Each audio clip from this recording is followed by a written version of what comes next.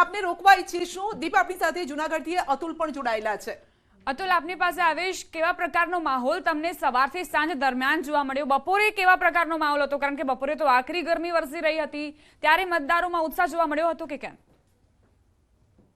ચોક્કસ કે જે રીતે આજે વહેલી સવારથી જે 13 લોકસભા જૂનાગઢનું મતદાન શરૂ હતું, વહેલી સવારથી મતદારોમાં ખૂબ ભારે ઉત્સાહ જોવા મળ્યો હતો અને લાંબી લાઈનો જોવા મળી। બીજી તરફ જોવા જાય તો જે આકરી ગરમીને હિસાબે છે તે બપોર બાદ છે તે મતદાનમાં થોડીક ધીમી આવ્યું હતું ને મતદાનની ટકાવારી પણ ઘટી હતી।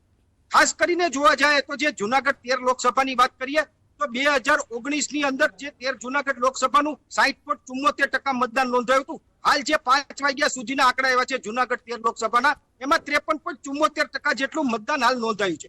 ખાસ વાત કરીએ તો જે મતદાનના આંકડા આવ્યા છે તેને જોતા એવું લાગે છે કે કદાચ આ મતદાનના આંકડા છે એ 2019 ને જે છે એની આસપાસ રહે એની તથા નજીક જાય।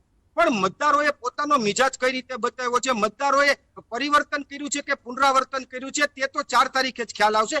પણ હાલ જે છે એક બે ઘટના બાદ કરતા જી, તો બિલકુલ ગઈ વખત કરતા એટલે કે 2019 કરતા ઓછું મતદાન અત્યારે જોવા મળી રહ્યું છે। 6 વાગ્યા સુધીનો આંકડો આવવાનો બાકી છે।